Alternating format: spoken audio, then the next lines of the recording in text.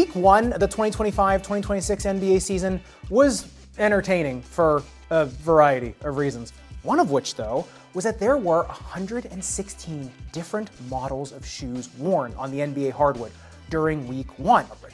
A real variety. Now, the top 10 most frequently seen shoes, yes, some of the same from 2024-2025, but a lot of differences, a lot of changes, and even beyond the top 10, which we'll get to beyond the top 10, because this list really, the numbers here from 1 to 116 tells a lot of different stories, and there's a lot of, I'd say, quote unquote, fun facts to see which shoes are trending up, which shoes are trending down, which ones are falling off, which ones are replacing them, just different trends in NBA footwear, things that you should be aware of. Beyond the top 10, there is just so much that you can read into these numbers and so many stories that these numbers have told from week one. I can't wait to get into this with you. Yes, I counted these all myself. And that's why this video is a little bit, late from week one, because it took me a while to compile this. But after compiling numbers, I've got some fascinating statistics to share with you. And this has been by far my favorite video to make. I can't wait to share it with you. Let's get into it. All right, like I said, I have a ton of just golden nuggets of stats to share with you.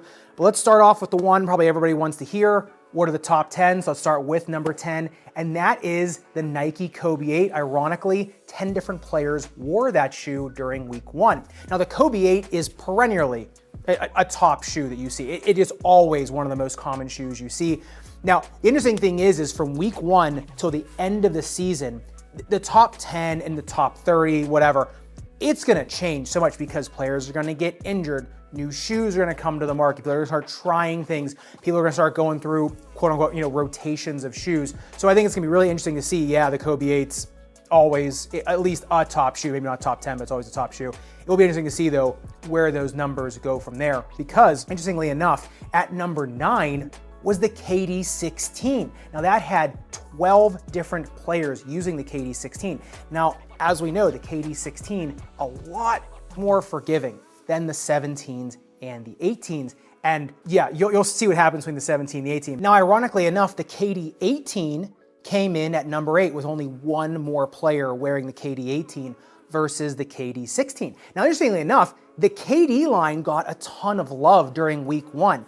We saw players wearing the KD 3, the KD 6, the KD 13, 14, 17, only 3 players wore the 17 versus the 13 that wore the 18 and the 12 that wore the 16. And I was pretty surprised at the variety here. That the only other KD, like I said, that got multiple players using it was the 17 at 3 players. All the other ones only had one individual player using them. So we'll see if those continue throughout the year or people start falling off from the KD line and start using other things during the middle of the season. And speaking of old Nike signature lines, another shoe line that got a ton of love during the first week was the Nike Kyrie line. Now check this out.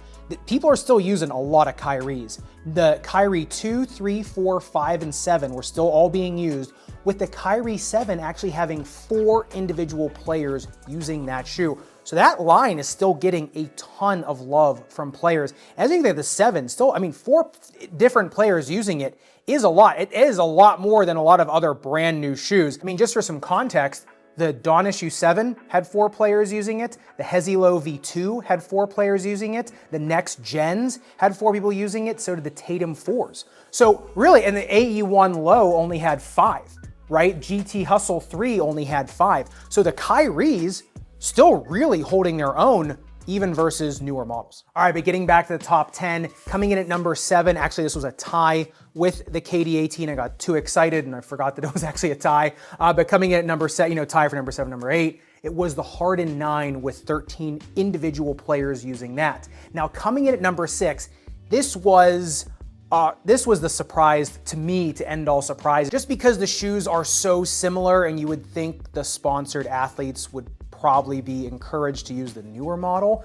But coming in at number 6 was the Sabrina 2 with 15 individual players using the Sabrina 2. The Sabrina 3s are not even in the top 10, even though they are, like I said, to me, they're basically same shoe. To me, the uppers on the Sabrina 3 is a little nicer than the 2s, but even with that, the 2s got a lot more love than the 3s. Interesting enough, the Sabrina 3s came in at number 14. There were 7 individual people that were wearing the Sabrina 3s. Now, if you combine the Sabrina 2 and the Sabrina 3, because like I said, they are just so similar, that would actually put that shoe up in the number 3 spot, down from number 6. So maybe we'll see toward the end of the year if people start consolidating into one model of Sabrinas. But for now, got to keep it at number 6 with that at 15. But like I said, with the 2 of them combined, that would be the number 3 shoe versus the number 6. All right, now coming in at number 5 and number 4, this is another tie. It was the Kobe 4 and the Book 1,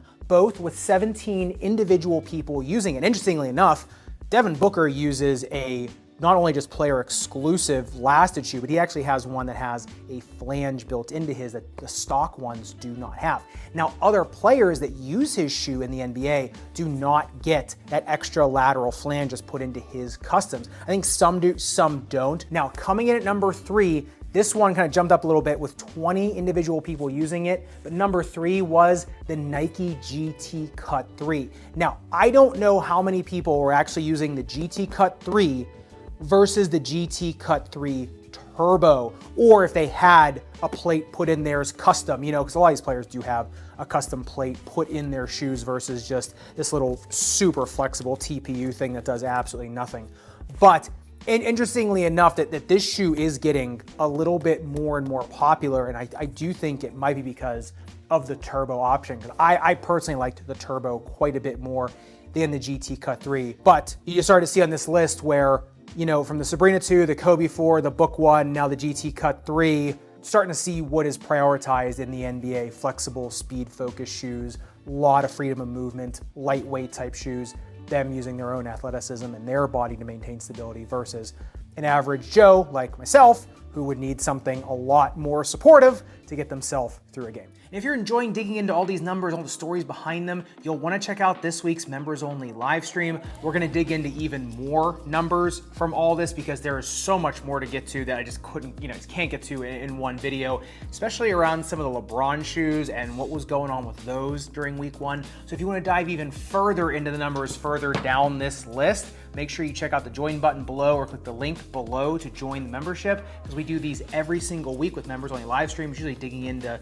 more, you know, more topics like this. But this week it's going to be all about what else was going on with these numbers, which you will not want to miss. All right, that brings us to the number 1 and number 2 shoe. And speaking of number 1 and number 2 shoe, I first want to talk about the number 1 and 2 most hyped shoes on the market right now, and that is the Adidas AE2 as well as the Nike Jaw 3. Now, the Jaw 3 did come in at number 11, right outside the top 10. There were 9 individual players that were using this shoe. So it is definitely taking some market share, more from kind of the other shoes kind of in the top 10, you know, think the GT Cut 3s, the Book 1s. I think it's kind of taking it's taking market share from those.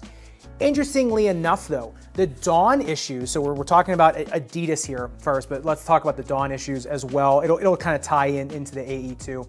The Dawn issue 6 was at number 28, which Dawn issue 6 last year was a very commonly used shoe. The Dawn issue 7 is only at number 20, but the Adidas Adizero Select 3.0 is at number 13. 8 individual players wore the Adizero Select 3.0. I can see why. This is a phenomenally comfortable shoe. I really like this one. Interestingly enough though, the Adizero Select 3.0 had more people in it than the Adidas AE2 and AE1 Low combined. There were 7 people combined in the AE1 Low and the AE2. The AE2 only had 2 people in it. AE1 Low had 5 people in it, 8 people in the Adizero Select 3.0. I'll be fascinated to see if that trend continues throughout the year, or if something usurps the Adizero Select 3.0. I can see why a lot of people wear this shoe. It's got a nice wide base to it.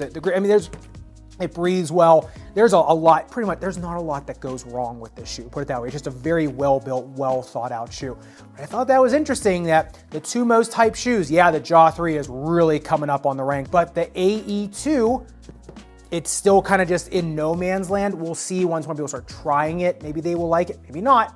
We'll see. And if you're interested in budget shoes, and if budget shoes are being worn in the NBA, they absolutely are. The number 1 and 2 budget shoes being used are the Nike GT Cut Academy and the Adidas Dame 10. Now, they came in at number 27 for the GT Cut Academy and number 30 for the Dame 10. So yeah, they are being used.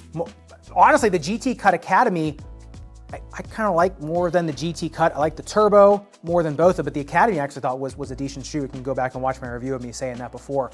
But if you're looking for kind of like the more budget options that are being worn most frequently in the NBA, the Academy and the Dame 10. All right, but getting into the number 2 and the number 1 shoe, it's not so much what the number 2 and number 1 shoes are, it's the difference in how many people wore them even between the top 1 and top shoes. And I did save my favorite fun fact I'll tell you the number 2, and then I'll give you the fun fact, then the number 1. But coming in at number 2 is the Nike Kobe 5 with 28 players using that shoe. Now that is only 8 more than the GT Cut 3, and like I said, if you combine the Sabrinas, really not that much further off than the Sabrinas. I don't know, even more than the top 2 and 1.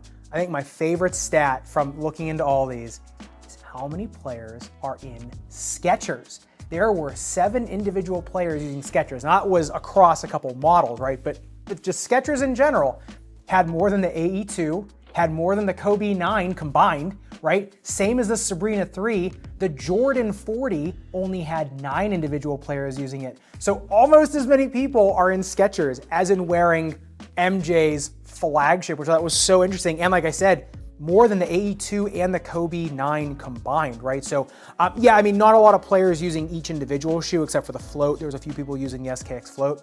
But if you take it as a whole, like Skechers as a whole, they are starting to get market share. And we'll see what happens in the spring once the playoffs come, if that market share continues.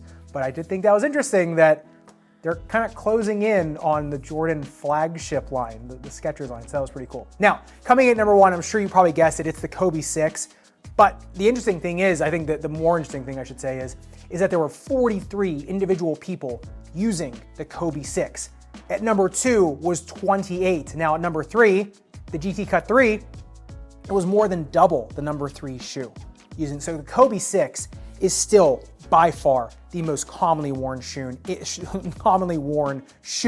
in the NBA.